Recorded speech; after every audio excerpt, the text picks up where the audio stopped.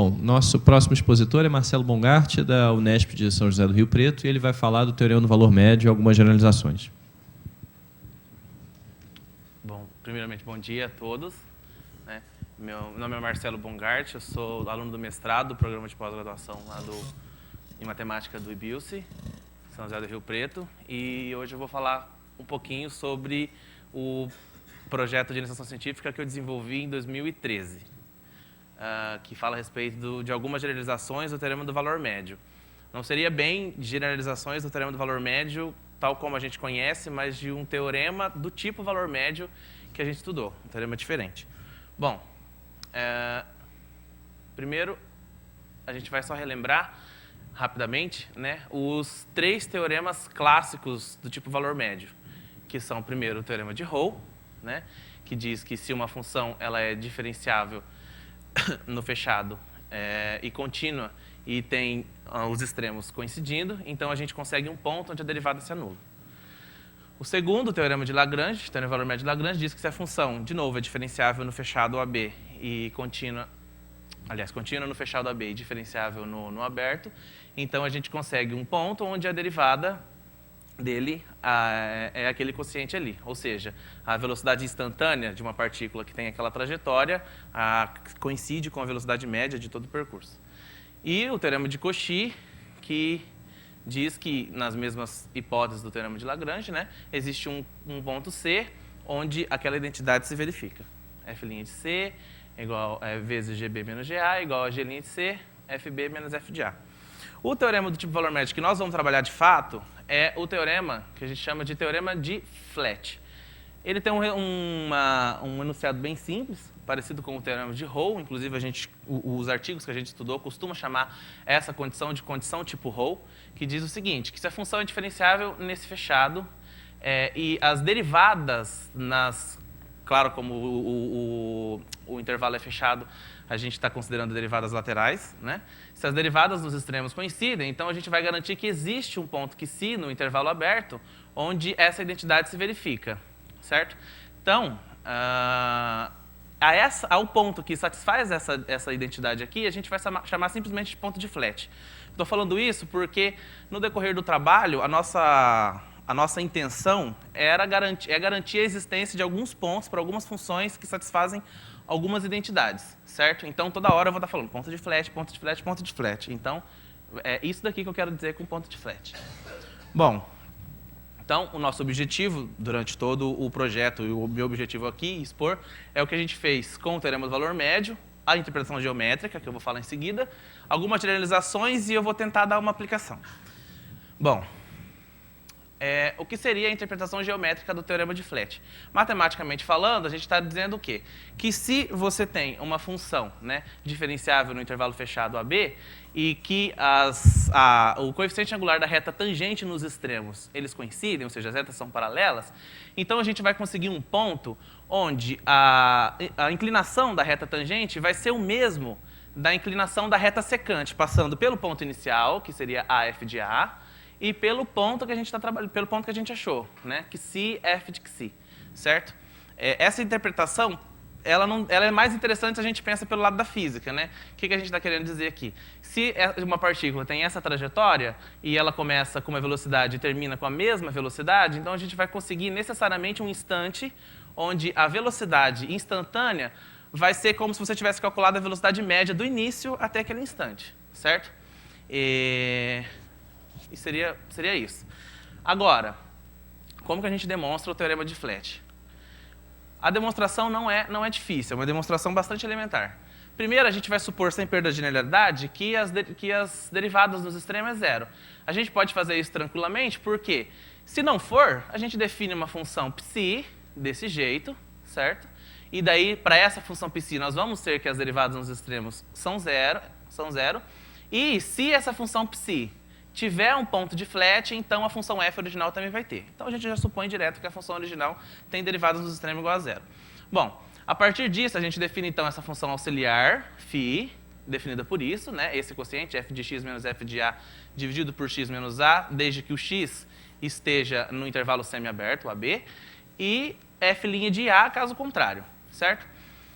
Se a gente deriva essa função e ajeita as coisinhas, então a gente vai conseguir aquela identidade ali. A derivada dele vai ser f' de x sobre x menos a, menos φ de x sobre x menos a.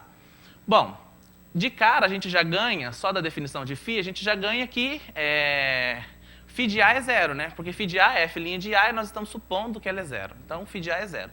Se a gente conseguir que φ de b é zero, então o primeiro teorema do tipo valor médio, que é o teorema de Rolle, já vai nos garantir a existência de um psi, que vai fazer com que a derivada, a existência de um psi, né? Que vai fazer com que a derivada de φ' seja zero. Mas a derivada de φ' ser zero é exatamente o que eu preciso para que ela tenha um ponto de flat.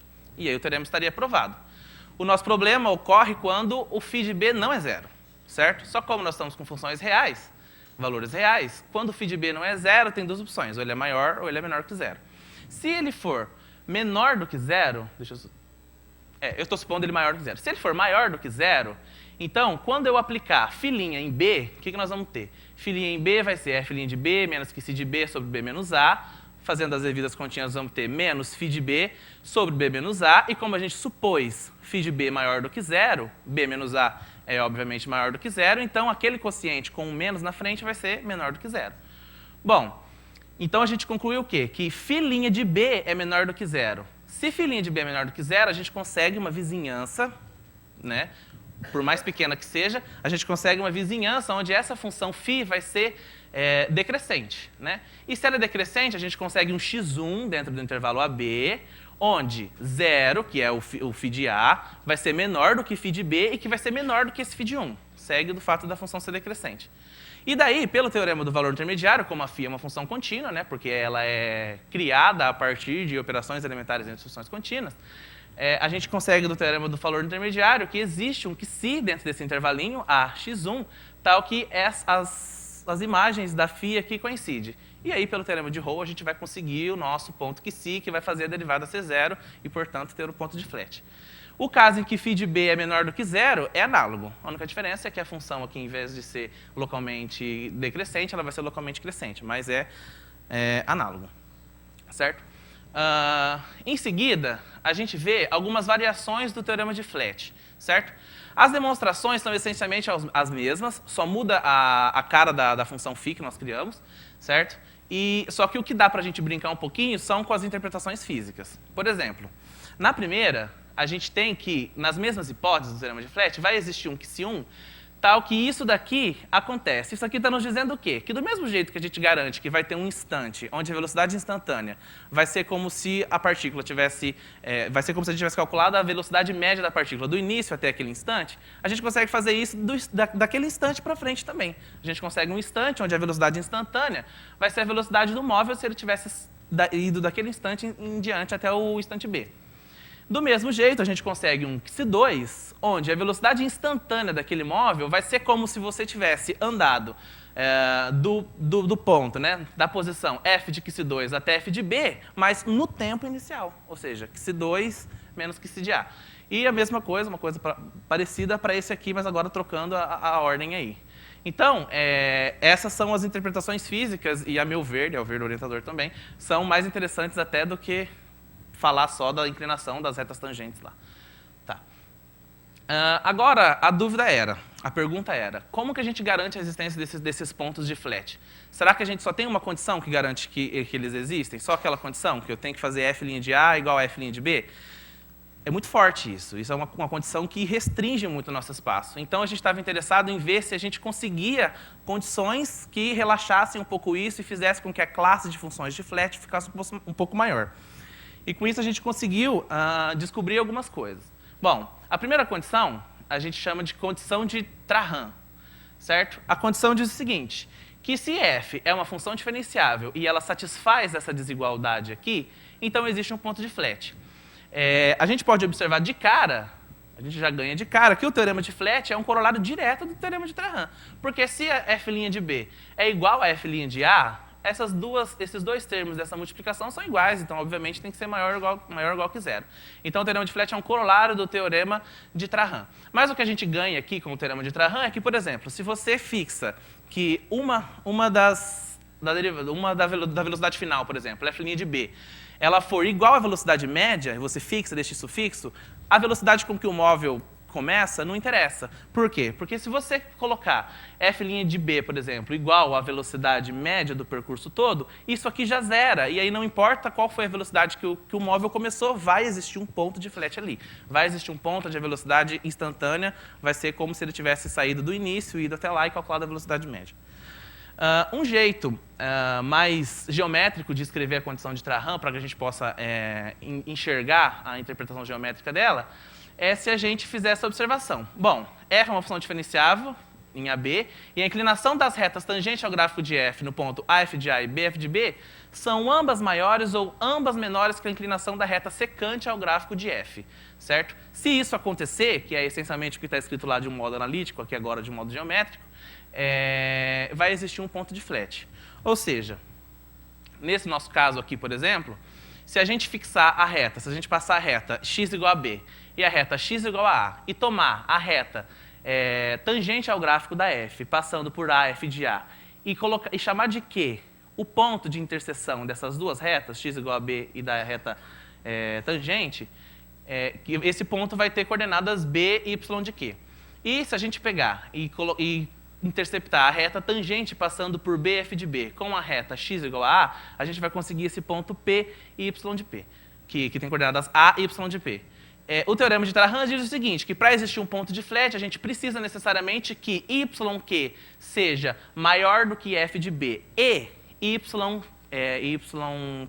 seja maior do que F de A ou o contrário. Se uma das duas for diferente, se for menor e a outra for maior, já não vale. Isso seria basicamente um jeito de ver mais geometricamente a condição de Trahan. Essa foi a primeira condição. A segunda condição, para a gente poder entender, a gente precisa definir essas duas médias. Eu chamei de média aritmética quando você pega a função, avalia ela no ponto inicial, soma com ela avaliada no ponto final e divide por 2. Média aritmética. E a média de f, tem muitos livros e artigos que definem simplesmente como média de f, seria a integral da f, né, dividido por 1 sobre b menos a. Se a gente conseguir uma função contínua em AB, diferenciável no aberto, e tal que as duas médias coincidem, então ela vai admitir um ponto de flat também, certo? E a última condição seria a condição de Maleševič, não sei se é assim que fala.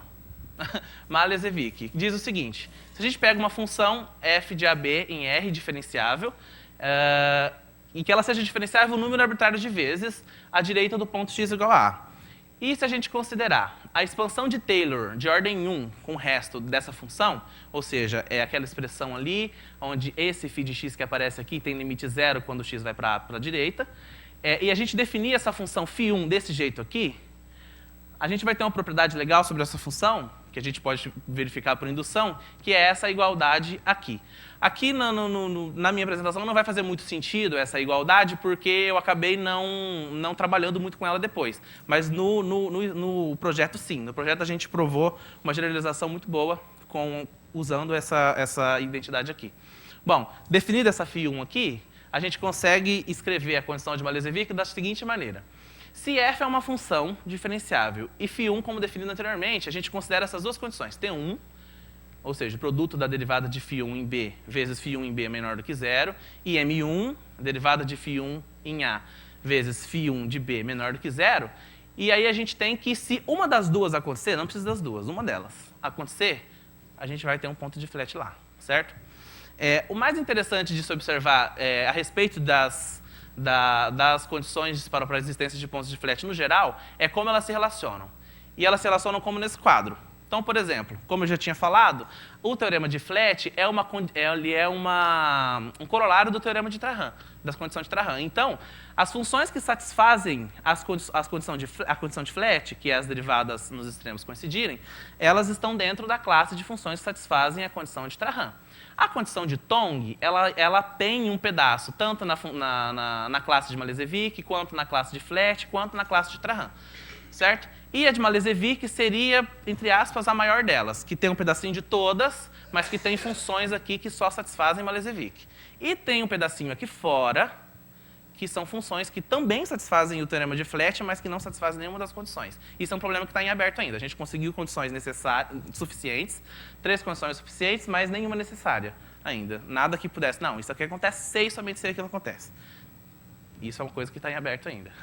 E a gente tem exemplo para mostrar que todos esses ΔIs aqui são não vazios e que eles fazem sentido. Eu não coloquei todos aqui porque alguns da construção são mais complicadas e eu ia ficar a manhã toda falando. Bom, algumas generalizações. Bom, primeiro, o que acontece se a gente tirar do teorema de Flat a condição de que as derivadas nos extremos são iguais? Bom, vai aparecer esse segundo termo aqui, certo? Ou seja, a gente vai conseguir que f de xi menos f de a vai ser igual a xi menos a vezes a derivada em xi, menos aquele quociente ali. E agora, se a gente fizer a gente pegar uma função f duas vezes diferenciável e a gente impor agora, em vez de a primeira derivada coincidir, as primeiras derivadas coincidindo nos extremos, a gente vai supor que as segundas derivadas coincidem nos extremos. Então, a gente vai conseguir isso daqui, que é, basicamente, o que acontece no teorema de Flat e mais um termo aqui. A gente consegue mostrar por indução que essa igualdade ela consegue ser mantida se a função for n vezes diferenciável, certo? E é o que a gente chama de teorema de Paulikowska, que é, se a f for n vezes diferenciável e as derivadas, enésimas derivadas coincidirem nos extremos, então vai existir um xi onde esse somatório aqui acontece, que é essencialmente o que estava escrito lá para o caso n igual a 2 e o teorema de Flat para o caso n igual a 1. Bom, e aqui seria uma outra generalização também que diz o seguinte, que se f e g são funções diferenciáveis, g de b é diferente de g de a, e isso daqui acontece, então vai existir um xi onde essa identidade aqui acontece. Ou seja, a gente coloca f de xi menos f de a, ele é um múltiplo de g de xi menos g de a. E como consequência disso, a gente consegue que, se a gente olhar, né, para a forma mais ou menos do teorema de Flat aqui para essa função f, seria basicamente um múltiplo também do que aconteceria para b, certo? Isso é uma consequência também direta do teorema de Flat. Essas identidades parecem não fazer muito sentido, mas quando a gente começa a ver algumas aplicações, a gente vê que elas são muito úteis, que é o que a gente vai começar a ver agora. Primeiro, a gente vai definir esses dois operadores, são operadores integrais, certo? Valores reais, e eles são definidos no espaço das funções contínuas, certo? Ou seja, t de φ pega cada φ e leva em φ de t menos a integral, e S de psi pega cada psi e leva em t de psi menos a integral. E com esses operadores, a gente consegue garantir que existem esses pontos aqui, xi1, xi2, xi3, 0,1, tais que essas identidades são verificadas. Ou seja, a integral de 0,1 da f vezes o operador aplicado em g, e tudo isso aplicado em xi1, é igual à integral de 0,1 da g vezes o operador t aplicado em f, e as outras, né? T de f de xi2 é igual a S de f de xi2, e essa terceira aqui que é quase igual. Bom, beleza. E mais, né?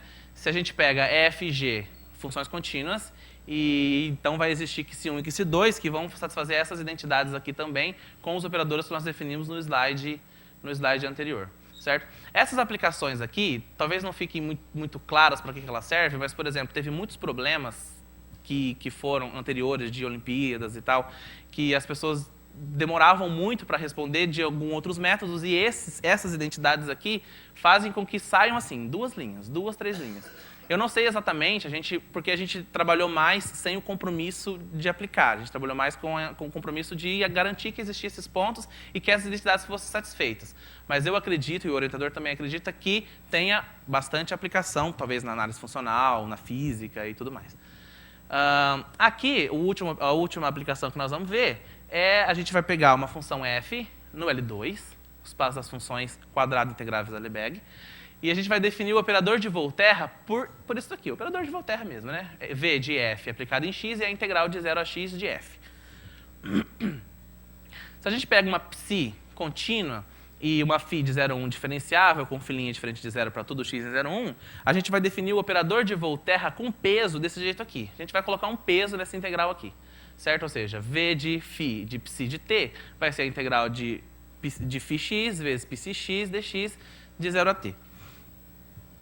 E aí, só para você saber do que eu estou falando no próximo slide, esse conjunto C de AB aqui, esse C diferente, a gente vai definir como sendo o conjunto das φs que são de classe C1, tem derivada diferente de 0 em todo AB e que se anulam no ponto A. E por ser nula, o espaço das funções com integral nula em AB. O que isso nos garante?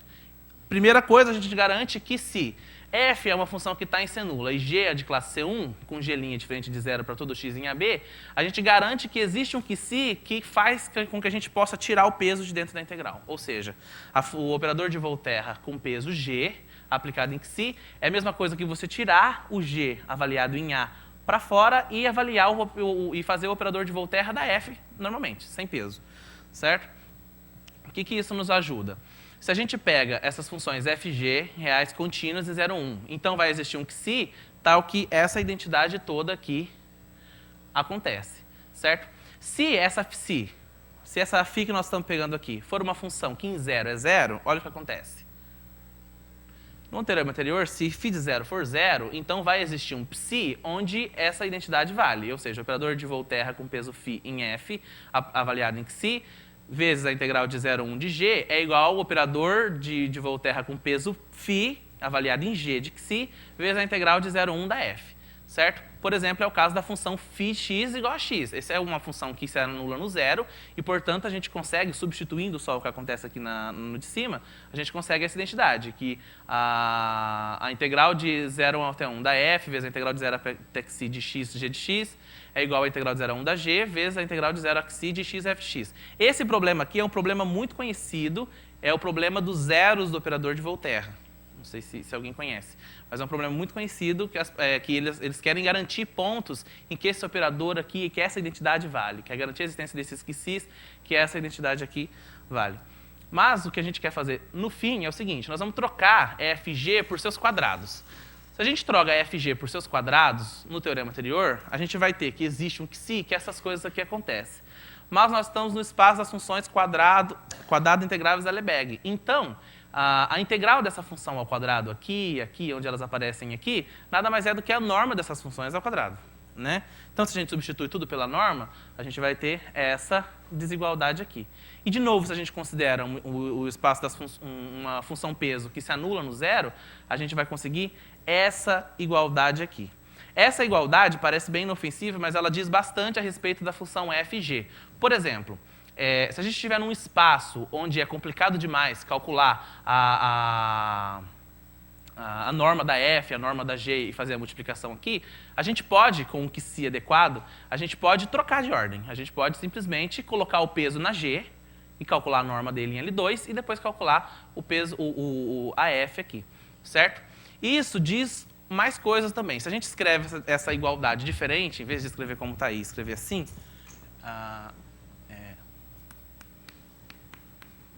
f em L2 com peso de 0 que-se dividido.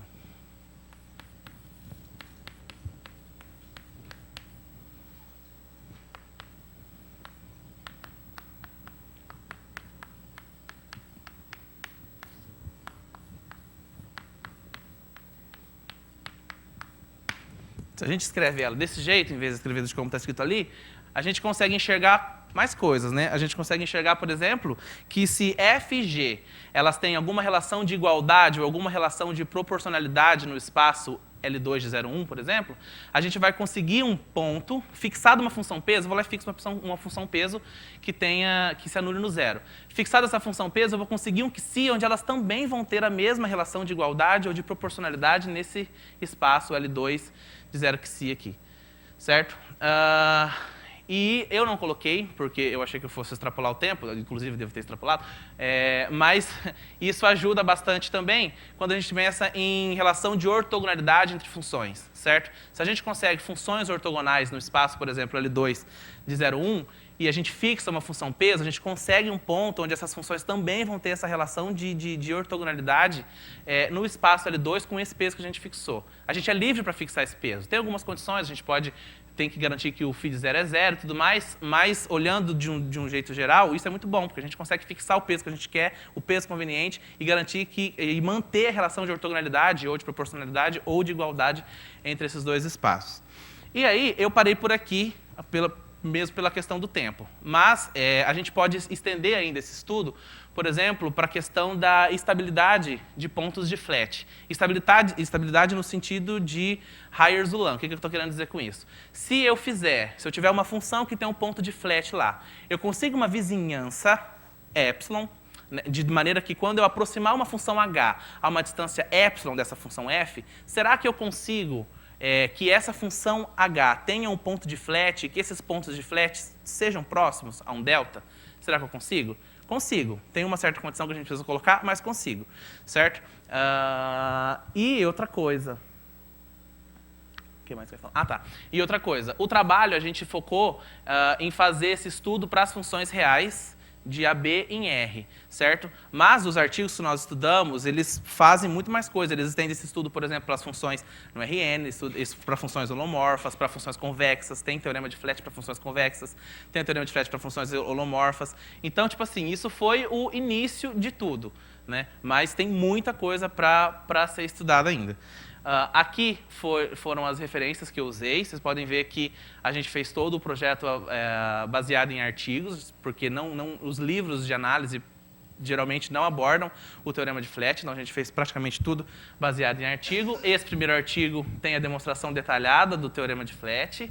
Esse Monarová aqui tem praticamente todas as condições para a existência de teorema de Flat, suas respectivas interpretações geométricas, certo? E esses dois do César Lupo aqui têm as aplicações que a gente viu para os operadores integrais, tanto de Volterra como para os operadores integrais normal.